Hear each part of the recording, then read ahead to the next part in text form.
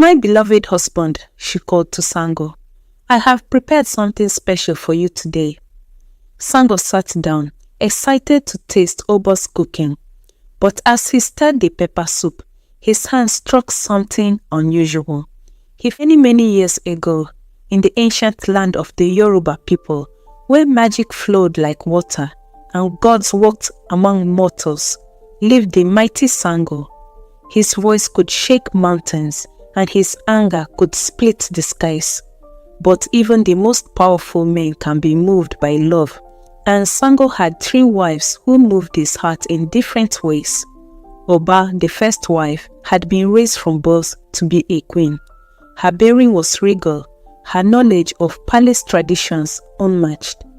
Each morning she would wake before dawn to oversee the palace affairs. Her voice gentle but firm as she directed the servants. The palace must reflect Sango's greatness, she would say, adjusting the elaborate arrangements of fresh flowers and fruits in the great palace. Everything must be perfect. The servants loved Oba for her kindness. Our first queen has hands of gold, they would whisper among themselves. She makes the palace run like a well-oiled drum. Then there was Osun, whose beauty was legendary throughout the land. Her eyes sparkled like a morning dew, and her laugh could make flowers bloom. But it was in the kitchen where her true magic emerged. Cooking is not just about feeding the body, Osun would say to the young kitchen maids. It is about touching the soul. The third wife, Oya, was different from her co-wives. Quick-witted and observant, she moved through the palace like a swift wind, seeing everything but revealing little. While others might overlook her, she was always watching, always learning. Knowledge, she would murmur to herself, is the true source of power. Every evening, when the sun painted the sky orange and red, Sango would make his way to Osun's canvas, drawn by the delicious smells coming from her kitchen. "Ah, my sweet Osun," Sango would exclaim, his eyes brightening at the sight of her cooking. "What delicious dish have you prepared for me today?" Osun would smile mysteriously, stirring her pot with graceful movements. "My lord, today I have prepared your favorite amala with pepper soup. The spices are just the way you like them." "Nobody makes pepper soup like you do, Osun," Sango would say, closing his eyes as he savored each spoonful. "It warms my heart and fires my spirit." From her corner, Oba felt her heart crack like dry earth in the drought season. She remembered when Sango's eyes had shone for her that way, in the early days of their marriage. Oya, ever observant, approached her co-wife quietly. "The heart is like a river, Oba," she said softly. "Its course can change with time." "But I am his first wife," Oba whispered, her voice thick with unshed tears. "I have given him everything, my youth, my loyalty, my love. How can he prefer her simple soups to all I offer?" "Be careful," Oya warned. "Jealousy is like poison. It kills slowly but surely." But Oba was beyond hearing such wisdom. Each day she watched as Sango spent more time in Osun's chambers, drawn by the incredible aromas that wafted from her kitchen. Each night she lay awake, plotting ways to recapture her husband's attention. One day, after watching Sango praise Osun's cooking yet again, Oba gathered her courage and approached Osun in the kitchen. "Co-wife," Oba said, her voice trembling, "I must know your secret.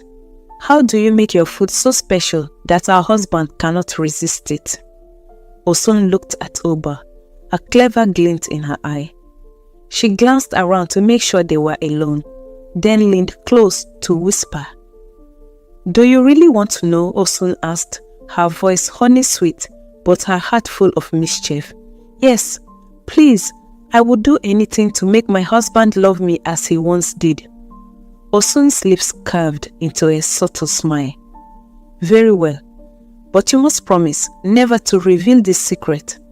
I promise," Oba said eagerly. The secret is sacrifice, Osun whispered. Each time I cook for our husband, I cut off a tiny piece of my ear and add it to his food. The sacrifice of my own flesh shows my complete devotion to his happiness. Oba's eyes widened. Your ear? Yes, Osun said, touching her head wrap that cleverly covered her ears. But remember, sister, the greater the sacrifice, the greater the love he will feel. That night, Oba couldn't sleep. She tossed and turned, Osun's words echoing in her mind. The greater the sacrifice, the greater the love, she repeated to herself. The next morning, Oba rose before dawn. Her hands shaking with determination, she went to her kitchen, took a sharp knife, and did something that would change her life forever. Instead of cutting just a small piece, she cut off her entire right ear. If a small piece earns such love, she thought through her pain, my complete sacrifice will make him love me more than anyone. Through tears and trembling hands, she prepared Sango's favorite pepper soup, carefully cooking her ear within it. She served it with fresh, steaming amala on the side. My beloved husband, she called to Sango, I have prepared something special for you today. Sango sat down, excited to taste Oba's cooking.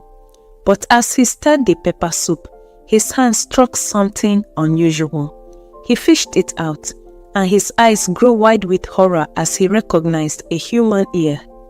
What is this abomination? His voice boomed like thunder, shaking the palace walls. Are you trying to kill me with this witchcraft? No, my love, Oba cried, falling to her knees. It is my ear. I sacrificed it to show you my love, just as Osun does. Osun does what? Sango turned to his second wife, who stood in the doorway, her face pale. Osun's deception was revealed, and Sango's rage knew no bounds. Lightning crackled from his fingers as he roared, Leave my palace, both of you. Oba ran from the palace, her tears flowing so heavily, they carved a path in the earth. Where her tears fell, they became the mighty Oba River. Sango, in his fury, called down rain upon Osun, and she too melted away, becoming the Osun River. Through all of this, Oya had been watching and learning. She had discovered many of Sango's magical secrets through careful observation, but seeing the fate of her sister wives, she chose a different path. When Sango finally discovered that she had learned his powers, she too became a river goddess, but one with a special purpose. She became the protector of women in marriage, unleashing her fury upon any who would abuse their wives, as she had witnessed in Sango's palace. Sango, consumed by the tragedy of his household, called down lightning upon his palace. Some say he hanged himself in grief, but the truth is far more powerful. He drove himself into the ground at Era, emerging as the god of thunder and lightning. Now he rules the skies, his voice still heard in every thunderclap. But the story doesn't end there. To this day, when the Oba River meets the Osun River, you can hear a mighty splash and the sound of angry voices. It's said to be Oba and Osun, still fighting over their betrayal. You deceived me, the water of Oba crash. You were foolish to believe me, Osun's waters reply. The sound is so loud that people from nearby villages often gather to listen to the quarreling rivers. Some say that during the rainy season, when Sango's thunder rolls across the sky, the argument grows even louder, as if he's still scolding his quarreling wives. And so, the rivers flow on, teaching us important lessons. Never trust sweet words spoken in jealousy. Never let envy drive you to harm yourself.